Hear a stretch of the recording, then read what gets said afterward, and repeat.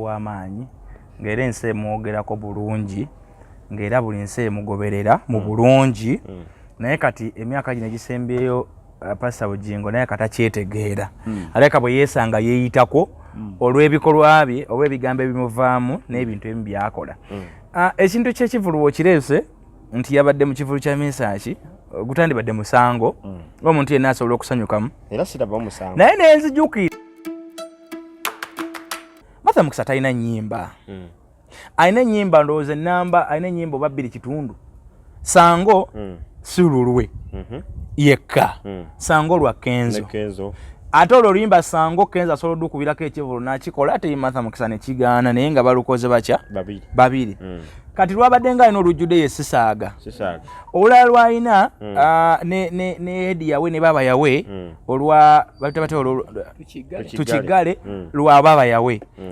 asobola okukola ekivulu ku luyimba olwo Matha Mukisa ne kimulema ku luyimba lwe lumu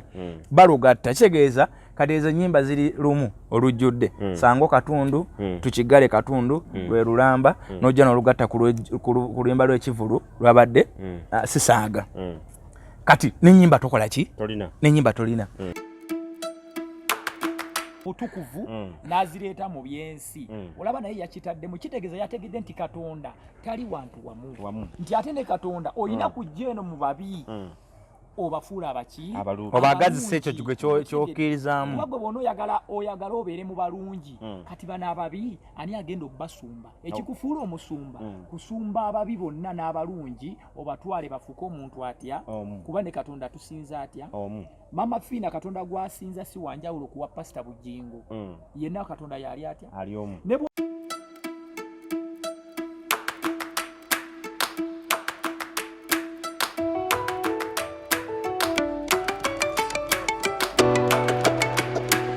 A'udhu billahi minash shaitani rajim. Bismillahir rahmanir rahim. Alhamdulillah rabbil alamin. Ze ajimiti omusomi w'ekitabo era omusomi w'edduwa. Nkosa kyoto kino ekyoto kino kiba kitagombolola. Lwaliro ku kyoto kuno kunyambira abantu bange. Buli muntu yenna alina ekizibu kye ojja ku kyoto kino n'osula akabani nenkusabira. Buli alina ekizibu naddala mu abali e Bulaaya nompereza amanya. Naye nga sula mu kyoto kino nenkusembera edduwa nenkujjako ebizibu n'ebiba bikusumbuye. Walemererwa mirimu ki ddala mu abali e Bulaaya abali mu nsi muno mu Uganda abalemeddwa okufuna visa. Nantegeeza eri Adamu enkozesa nkofu ku kyoto kuno amala okusindika enkofu eyo negenda ebanja amabanja ge bakubanjiza gonna gwe yalema okufuna okuweebwa ajimiti nkozesa amazzi ku nnyanja kuno kumulengera ku mazzi wano ajimiti nga bwenyimidde olwaleero ngokumasira abaana Adamu bompereza ebiwandiiko byonna bye bompereza ng'oli e Bulaaya mbikwata nembizinga ne mwandika kapapula nembisula mu nnyanja nensaba Allah gwensinza asumulule ebyo byeba bikulemeredde awa visa agifuna alemedde okufuna omusajja omulungi amufuna sangeba ku namba 0752871515 Pastor abamu balekawo ebivulu by'abalokole bakagenda mu bivulu by'ensi kikibaako twandibadde tugamba nti omusumba yandiwagidde nnyo ebivulu eby'abalokole oba abaana abalokole ba gospel artist kulabika nga nabo bavaayo naye ate oluusi ne tutalabayo bapasita oba bapasita bagendayo akwata sente sinsi emitwalo 10 n'agula CD y'omwana gy'abadde atunda akakadde ka sente ekimutundisa akakadde omwana naye alabike nga addamu amaanyi n'enkyakagenda mu studio okukola ki okuyimba naye ne tulaba bapasita ate nga bagenda mu bivulu by'ensi n'akulaga nti akwata $5 million oba miliyoni namba n'agifuuwa omuyimbi oba n'agula CD n'atula na mu VIP wa $3 million osanga abapasita abamu atula mu VIP y'omuyimbi wa gospel n'akulaga nti atulirayo bwereere bw'atuuka akaseera kukwata omuzindalo ne yeeyama bwe yeeyama omwana agenda omubanja ng'agamba munnange ze nakuwa waliza amala nakuwa mu bulango wala bana TV okitegera nakuwa obulango nakuwa missions nakuwa biki okitegera kakati ebyo byebimu kubiruma abayimbi ba gospel ate olusi ntubala aba pastor ng'ayinza okugenda mu kivulu kya kamiliyoni n'akwata $5 million aziwa nga pastor ani yagenze okay Pr.Bugingo naye yalabiseeko mu kivulu kya Mesaki takyali pastor oyo nedda pastor kyekimu okay kantandikire wa Martin Timbo Pr.Bugingo okulabikira mu kivulu kya Mesaki Semakula obwo bubeera buzibu oba Pr.Bugingo ng'omuntu ayinza obbanga kale Pr.Bugingo yaliko omuntu w'amaanyi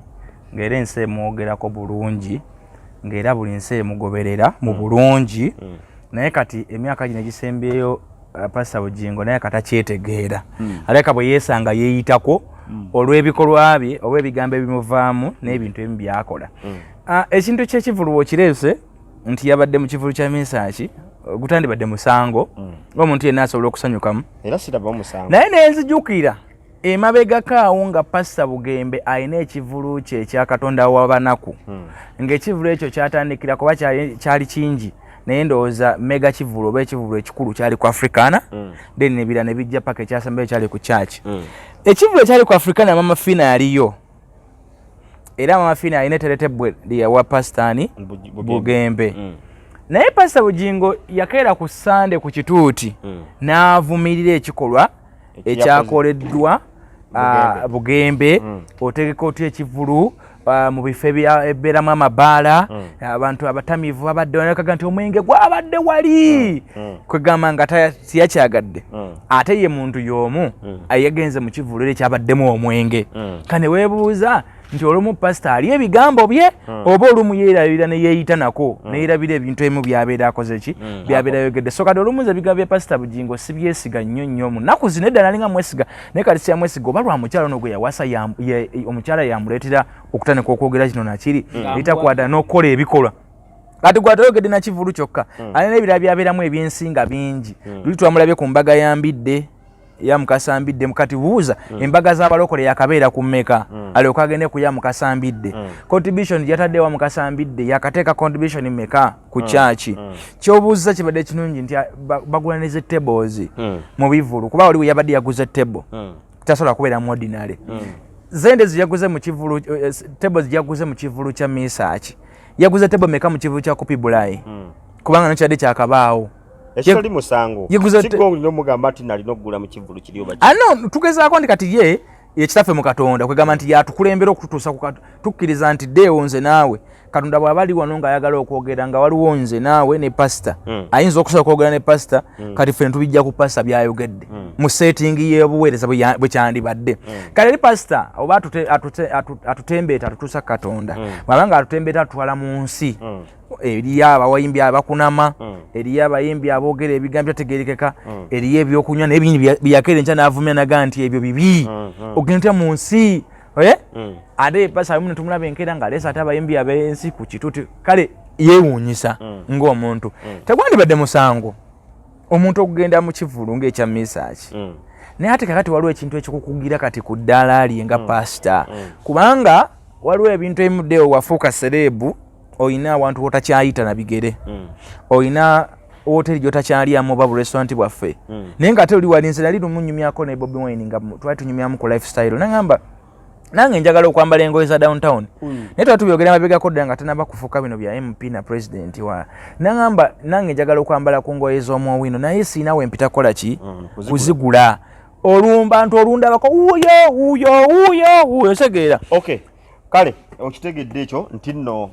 Bobi Wine takyayambala ngoye za muvumba ate era talina waayita kulabika yandibadde ayagala ozambala naye talina waayita kugamba alina ekyamweyongerako ekyo ekyamweyongerako femu yajja n'okutambula obutambuzi tasobola okugenda kwa pasita mu bivulu Pastor Bugingo kirina we kikozesa ekkanisa ye talina sanyuka kati Pastor Bugingo nze sigenda gamba nti kinawe kimukoseza oba tekinawe kimukoseza naye bwe kimukoseza nti alidde ebigambo bye ate kyekiri kye baamugamba kubanga nzijukira teyasooka kukuba nno Bugembe yokka yasookera ku Judith babiri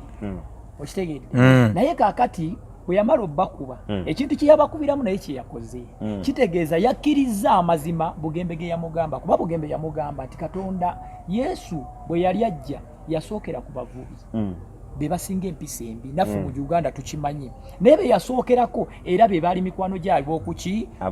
okukido ate era we baatuuka abavubi abo ate ne bafuuka abantu abalungi ennyo okuba nti ate be basinga n'okutegeera Katonda n'okusinga ne bakabona okitegedde kaakati bw'abanga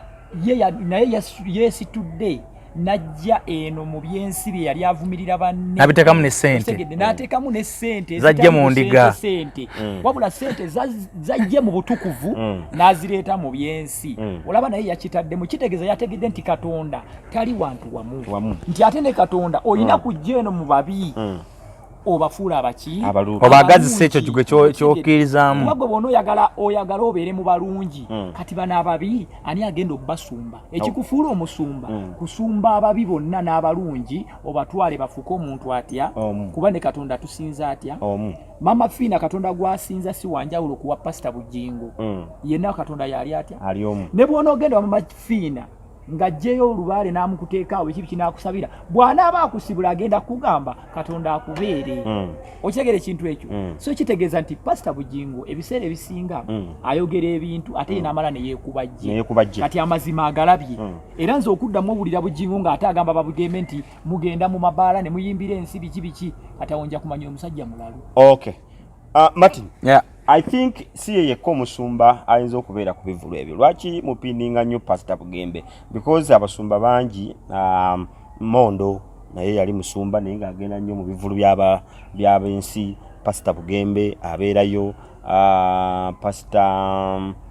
Pastania olaba nvudde tobayina na bayino walaba wamanta bwamanta examples nziwadde lwaki mupininga nnyo omuntu omu okusinziira ku bantu abagenda teri amupininga naye ebigambo bye bimupininga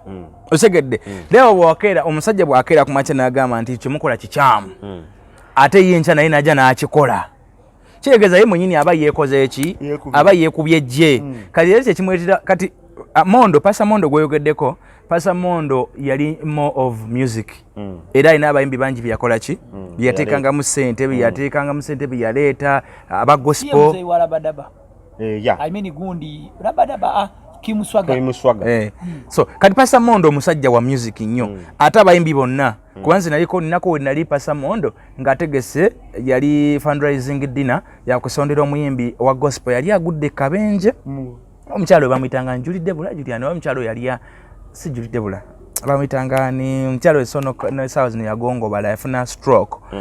kati Mondo ye muntu yabeera freestyle alinga nga olaba Bugembe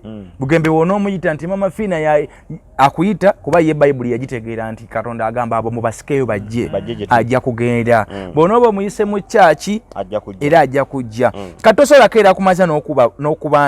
n'okuba Bugembe kubanga Bugembe ye obuweereza wazenga abutambuza bwatu talina muntu gwavuma talina muntu gwakubala kyovola be kanisa ya Bugembe lero ojja kusanga mu likodi era butidda enchola benga lese shiba lero laba nga alisa bakamiliyoni bujje bajja basaba actually ndoza Bugembe yayina ko kye bayitanga celebrity Sunday celebrity Sunday omwe yaleetanga mu ba celebrities nga bajja ne basaba yeki yali abaze nti abantu abo bamanyi ku Katonda nabo bajjeko mu church kati yandoza yali strategy okugamba nti abantu bano okubasika okubaleeta eno nina kugenda gye bali kyovudde olabanga Bugembe era omusanga nezikola ne ba Bobby Wine ayina zo collaboration ayina ennaku ezo gyateekateeka ne Kalo Kasiita kwegamba olaba nti agendayo kati otojjakera ku makya omukube kubanga tabavumye wabula abaleeta naye ono abakedde ku makya n'abavoola n'abagambye mugendamu bikyamu era ne yeewuunya ne ssente zibaleeta yeewuunya ssente za Mama Fina ziyaleeta n'aziwa omusoma n'omusoma n'afukamira n'azikwata jjukira Mama Fina stage y'oku Africana yali yawaggulu kati nga Bugembe okukwata ssente ze yalina okukakkana ate Mama Fina yali wansi ku stage tunagamba n'olaba omuntu eviviri fukamirira Katonda yekka n'olaba omuntu ng'afukamiridde omusawo w'ekinnansi biki mbwa afuna ssente kati ziri Mama Fina kubazo sente zonna za Uganda yazijjoba yonna gye yazijja n'azireeta Bugembe kuba ekivulu kya Bugembe kyali kya kuzimba church n'azola mu kuzimba church kale ate yezi yajje mu church ate n'azifulumya nga teyaziwadde bakateyamba teyaziwadde bamasikini wabula n'azitwala naye mumanyi enkolagana ki ye gy'alina ne misaki ekyo kyabwe naye kati tuli ku kino ekifaananyi ekigazi omusomesa waba akusomesa agamba do as I say but don't do as I do kati ye this time ate yakikyusizza nti kyeyayogera nti bali bakikola ate naye yamaze n'akikola kati ne twebuuza ku bombi ani musomesa okay ku bombi ani musomesa ani yagenze mu kivulu pastor yakoze bubi teyakoze bubi tujja kibaddiza nammwe next time ayino n'agenda mu kivulu ng'alina mu suuti oba makulu awo teyasobodde ku kivulu ekyekirogo yotya mu suuti n'ettaayi akadde ekivulu last week ekyabadde ekya ky'omukyala muwala bamuyita Matha Mukisa yali ku wano ku Freedom City wano ku Ntebe Road Namasuba ekivulu twali tufenna tulinze nga bannamawulire tulabe oba Matha Mukisa akayimba ke yatongoza bakayita kasango kusonkoza sisaaga okay ekivulu kyamusaze ne kidda ne mukati tandikidde wa Martin Kimbowa yabadde tannatuuka yewanika oba nedda nze nja kusooka okusaasira nnyo Matha Mukisa ne kyeyataddemu kyakettingira kikunyonyola ne kyeyataddemu bambi omwana omuto ku myaka gye okubanga oyingidde endongo ate netandikira mu kubiriga mu kukuba bigwo tekibeera kirungi for the starters oba kubatandika naye buli kintu ekibaawo kyetaagisa okubaamu ebyokuyiga Matha Mukisa sigamba nti oba yayanguye twalabako abaana ba John Black nga alina oluyimba lumu n'alukolera ekivulu nekikwata n'akola ne extension z'ebivulu n'agenda ebusoga nawa n'akola naye Matha Mukisa nzina ekivulu kye nakitunuddemu ebintu nga n'ebintu binatunulidde byakireetedde obutakola n'okumusala ekisookedde ddala ekifo kantandikire ku kifo ekifo Matha Mukisa we yatadde ekivulu kibadde kirinamu enjega jjukira ebyabaawo abantu ne bafa abalala ne basibwa ojjukira bulungi Freedom City kakati Freedom City webanga ekyaliko ekikwa ng'ekyaliko ekikwa ky'okuba nti abantu baafiirawo olw'omujjuzo ogwaliwo na biki kati abantu baba batya okukola ki okugendayo bapartners baffe aba marketing biki batya okuteekamu ssente nti ate bwe kinaatusala neera kakali eyo nayo factor omuzadde tajja kusindika baana be kujja oba abaana tebajja kujja awo bantu baafiirawo tebatereezangawo eyo nayo ebeera factor ekivunga kyakamala okubaamu ensasagge omuyimbi nga gozze ng'oli Matha Mukisa oba okyali ku kifo bwe kityo kisaana muyimbi nga yakikuba dda nga tajja kufiirwa nnyo ekyokubiri ekintu kya Keti temwakitegedde Keti si yategese ekivulu ekyo ekivulu ekyo Keti bakoseza ku linnya lye mu economics tulina ekintu kye bayita kwasi oba abasoma ku economics n'abasoma ku entrepreneurship kwasi nsobola okukozesa nti deoli brand nengamba kantudde ekintu kyange kino mu linnya lyo oba otegedde nga manyi nti erinnya lyo lijja kusobola okukiduna newankubadde nga sigwa kikoze bwekyo no bwekyali kati abavubuka abategese ekivulu kyoyo mwana bakava ne mu kyalo bakava ebusoga eno bali abavubuka bana basatu kati Keti balabye nti olwokuba Keti w'amaanyi ne bagenda ne bamusaba bakozese erinnya lye ne bamuwa ne ssente miliyoni banawudde bayiziti 2 okukozesa erinnya lya Keti nti Keti yakoze eki yategese naye Keti takirinamu kati Keti laba kye yabakoze Keti abagamba nze sikyateeka bivulu bya mutwalo kati woba ogenda kukozesa erinnya lyange ebivulu byange byenteeka bitandika ku mitwalo 2 ordinary eyo yokayoka nakyo nekibeera factor yes Keti omufunye otaddemu emiliyoni z'omuwadde tunaba nakonya oba onoozijjayo ate akuganya okuyingiza ku bantu ku mutwalo era price Keti yagisalawo nze owe yakosa erinnya lyange wenakosa emitwalo 2 ordinary kwambuka eyo nebeera factor ekyokubiri eyoba ekyokusatu Matha Mukisa talina nnyimba alina ennyimba ndowooza ennamba alina ennyimba oba 2 kitundu sango si lulwe yekka sango lwa kenzo ate olwo oluyimba sango kenzo asobola okubirako ekivulu n'akikola ate Matha Mukisa ne kigaana naye nga balukoze bakya babiri kati lwabadde nga alina olujjudde ye sisaaga olulala lwalina ne edi yawe ne baba yawe olwa tukigale lwa baba yawe asobola okukola ekivulu ku luyimba olwo Matha Mukisa ne kimulema ku luyimba lwe lumu balugatta kitegeeza kati ezo nnyimba ziri lumu olujjudde sango katundu tukigale katundu lwe lulamba n'ojja n'olugatta ku luyimba lw'ekivulu lwabadde sisaaga kati n'ennyimba tokola ki n'ennyimba tolina jangu ku marketing ku advertisement Matha Mukisa yatandise oku advertisinga very late yakoza advertisement wa weeks oba 2 oba wiiki emu nakitundu nagezoa ne drive zalandise okuyitamu nga tezimatiza nalaba ekivulu kyono omwana w'eruweero bamwitaani ono omuvuka w'eruweero David Lutalo nga drive emmotoka ziyitanga 7 zonna nga ziri ku luguudo lumu I think ekyo tujja kunonya mutegesi not so anakadde naawe olina obyeteekamu singa Matha Mukisa Matha Mukisa kivu teyakitunze mbuye abadde aliwo okuyimba buyimbi byanjawulo ebyo nabyo olw'okuba gwe nga watuuze brand yo nti nze muntegeke nze mumpe buwi miliyoni kati nga walaba kamiliyoni mwecho legendary show yakola enanka ni show yali yani ya Biggie Kamio ne yakola binabe yakola inga amanyisi vulo after si change cyali cha Biggie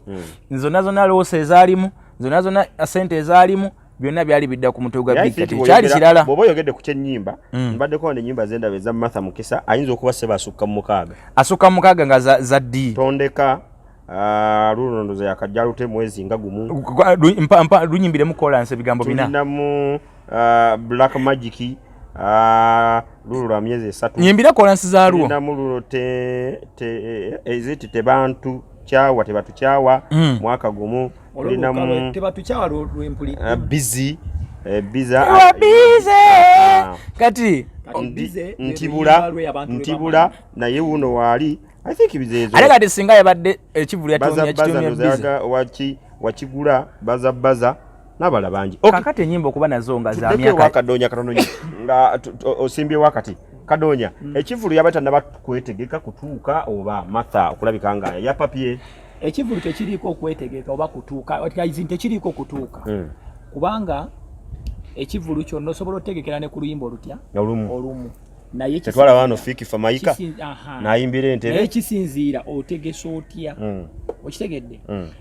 omwana oyo kapakati yavayo n'abagamba nti bannaye Matha Mukisa wategese ekivulu tetuganye wabula nga tetukulaba yali tagamba nti Matha Mukisa tetukulaba kapakati alabika bali mu ntalo zaabwe n'abasajja yayogera reality nga tetukulaba kitegeeza ki ku TV tekuli bulango ate balinayo limbo bane kapakati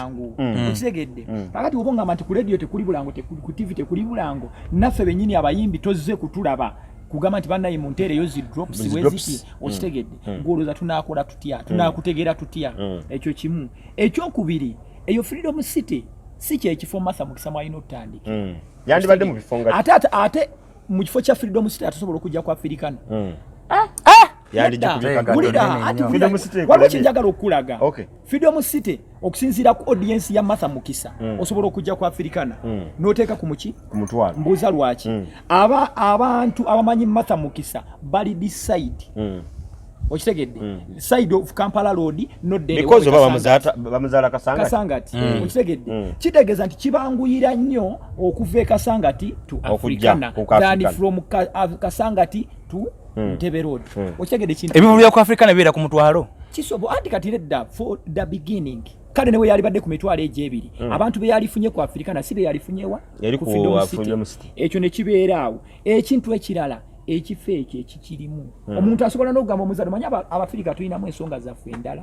asobola okugamba nti olaba ekifo ekyo kisala abantu tewalaba luli kyasala abantu ku lunaku bweruti owaayi bwe ntwala abaana bange nekikola ki nakyo nekibatta kati eyenjega ekyaliwo ate nga tegenda kuvaawo mu bwangu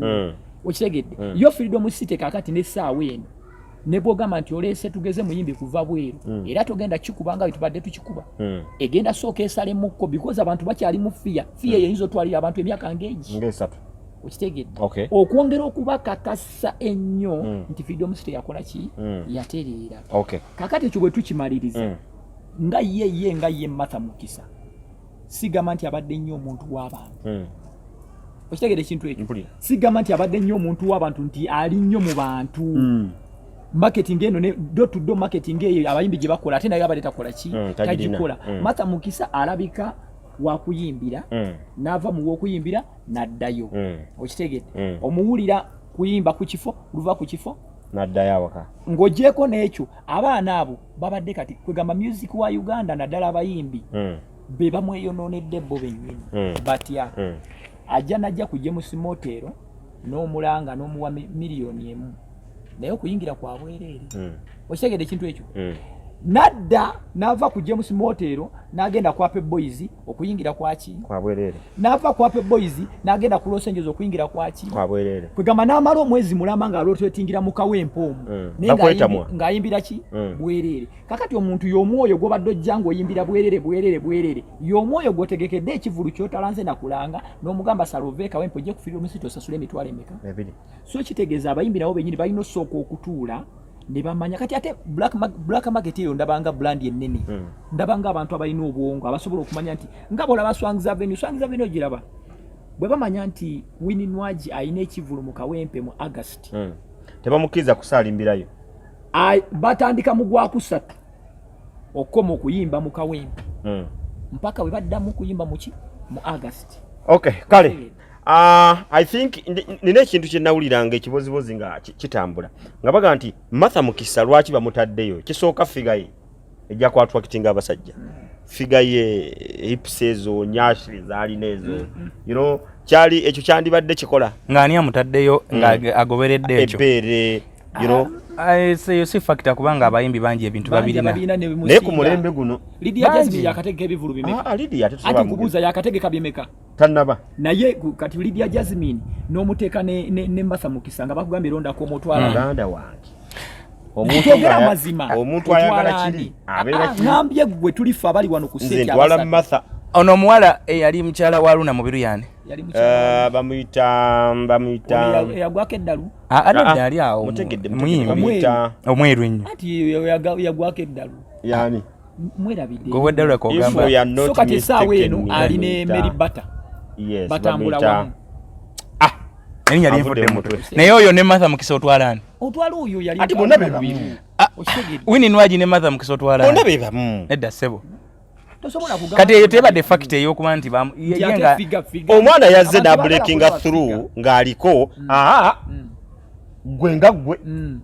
nze nina mukwano gwange muzeeyi wange naye ebyo byebimukolera anti byebimukolera era yagendayo muzeeyi wo bali bameka abali mu kategori ya muzeeyi bangi anti kakati abantu abaagala music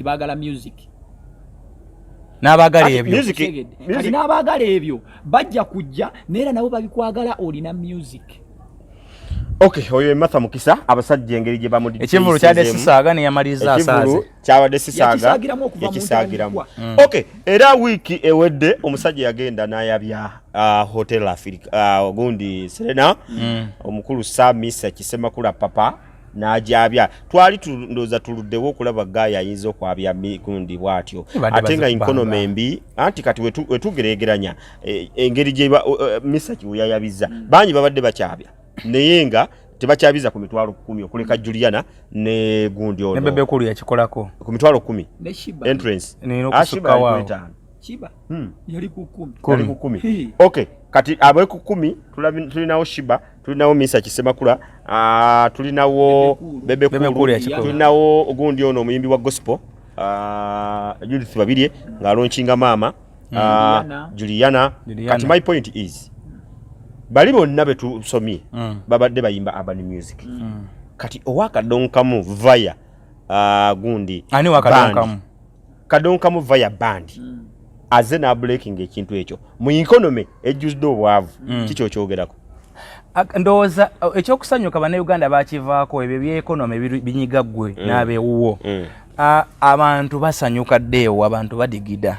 kubanga atula ne mu lockdown mwennyini mwetwali amabaalira walabanga gakola agaali galina obusobozi ngera abantu balwana okulabika nti bafuna webayingira ebbaala era abanywi be basinganga okuba enduulu buli president yabanga agenda okwogera netute banaye tuletegeeza abantu bonna kutekolanga ki naye kirala gwe ekigambo ekonomi ndowooza simanyi biki ndowooza kyandere kivaawo covid yawona 220 mu gumu ono 223 maama gwe wali olunda nteetakula nedda deewo abantu sente bazina ate nekirala omuyimbi yennyini eyabadde akola ekintu ekyo alina favor mu bantu omuyimbi abaddewo yabadde ali ku 46 ekivu naye wadde okiyita 46 ng'ayimba kyegeeza omuntu emyaka 46 mu music tagenda kukuleetera tagenda kusaaga tagenda kumala gaita kintuntu kati kategori y'abasajja abo bamisaaki balina abantu balina audience yaabwe etakyukakyuka gwoyinza okuba ndoso agenda mu misaaki naye nga muzayi wono gwoli mutugamba akayagala misaaki kubanga misaaki ayimba ennyimba ez'ekika kye egy'emyaka gye egy'abantu kika kye kyawula ndi misaaki takolanga ku kivulu nekimusala kubanga alina abantu alina audience gy'ayimbirayo gy'amanyi nti yo weeri bano bamyaka 4 ntambudde ne Misa Kibukyanga mbaawo Misa Kimbadde nga mulaba webali then political wing abasajja abakulukulu mbyobufuzi bagala music kikokyo nabo webali kati ne Misa Kingo omuntu siye musajja abadde mu scandals ez'abayimbi bano betulaba abalala olwo kivuka kinabe ejjo nga kiwemula babadde bakibuuza ku kapa kati ne kiyugira okugamba songa gunene alinga ekidomola gravity omutuji yayogedde ekigenga kinene nnyo nnyo nga tosobola gravity bwatyo because ennyimba ze zonna n'ennyimba byebyo kubanga Gravity lwaki ayimba ebyo nti weeri musajja weeriwa si bonna nti nedda ssebo ekyo kalagiri kuye gundi waawa the agent naye we Sami abayimbi bangi si bonna nti baawano Ssekibogo yali waawano Ssekibogo yali musajja musoga Ssekibogo nakintije yali musajja Daddy Andre abona basajja naye mu Sami Cindy Levikson musoga nkubuulira amazima ebyo gobimanyi kati Johnny Black naye musoga Coco Finger weri waggulu kati todda onogamba okuba aveeri oyo ebeera jasi omulya mambo abeera omu bagamba yali badde n'omwangu wobibwa kubanga bwewaabo ate tebabitegeera bulungi so naye kati kyogera nti brand ya Misach ng'omuntu abantu bagikola ki abantu bagyagala kubanga abaddewo nga tali mu scandals ne waba zibadde muzimala ne zikakkanyizibwa abasajja babadde atambula nabo musically babaddewo yadde balina gundi zaabwe bandi neyawukana nera balabe nti babaddewo bonna obumu yes bebyo ebimuntu ebireeta abantu abamu mu music waba abasajja kulaba ku mbeera eyo kulaba ku bumu kulaba ku social like okubeera awamu nti bakolera awamu takoze kintu kyeyekayeka n'ekirala Misach buli kaseera tuba tusuubirayo ekintu kirabo Misach si y'omu ku baaweebwa ebitiibwa kabaka gwe yasiima tegeeza kabaka watuukira okusiima kabaka yamusiima ng'akikubye then kati twalabye atwanjulirayo omwana wa Namulondo mwana we so okay kale katuvudde wa Kimbowa Kadonya Misach ya batudde hotel gundi Serena n'agibamba bulungi nnyo mu economy embi enzibu ejjudde kulabika nga obwavu bukutta abantu jembe gwogenda ne ku bya gundi bya Matini byayogedde ekya Matini ekyo gamba nti economy teri simbi ekyo sijja kugenda nakyo yo economy embi yes naye si ku buli omu economy ya Uganda eri nti omugagga n'omwavu omugagga nnyo naayina waayinawo n'atayinawo saagambye nti economy ennungi economy mbi naye abantu kibagana kusanyuka kibagana kubanga bwagambye ku kyalo lockdown nange nze omu kuba victim kuba nange kuba bakwata mu bbala naliko okitegedde naye ng'ate nali sikola nze n'ekyatwalayo sigamba nti nali ngenze kukola naye just vibe yakutwala ey'abantu abantu nga babeeramu ne bajjula okitegedde so Misach okujjuza kisinzira ku mpisa ze ng'omuntu Misach si ye muyimbi gwogenda okkeera ku makya ojja muwuli ajja kuyomba n'omuntu leero naye ate wona omutunuzaamu kamera ajja kugamba nti muganda wange oyo twayombye naye ate tuvudde wala oyo muganda wange sijja kusobola kuyomba naye okitegedde era bajja kukkakana nga batudde watya wamu waliwo oluyimba lwe basooka ne bacyankala na mukkaawo ne Honorable Geoffrey Lutaaya n'atuuka n'okubagoba eri gye yali afiiriddwa mu kuziika oba kitaawe oba maama yali taata we owa Geoffrey Lutaaya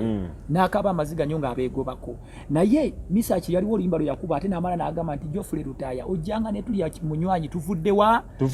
wala so kakati Misach n'embudaabuda gye badde abudaabudamu abantu ne bayimbi banne ekyo kyokka kiwa omuntu wa bulijjo ekifaananyi ekiraga nti Misach muntu ki kiwa ekifaananyi kya bulijjo era muntu mulungi katukogendeko katukutte obudde bwebwo weather yeyo twagaliza mwenna ababaddeko ku Kimbowa update tubaagala nnyo tubaagalya ddala Katonda waffe abatukuumire tukwatagane next time era nga tuleese program enyuvu buli kimu ekibaawo ffe tukikoonako nga we twakirabye nammwe ne musiima ate ne muteekako comments zammwe sharinga likinga kalabikenga koja Kimbowa ngambye nti tugenda andaze ku kifo grade ziri mu kugradinga koja Kimbowa tumulina ndoza ku happy birthday ila tutumeta kwana tumukyazaako toza tujja munonyako tumukyazeeko koja bwava mu bya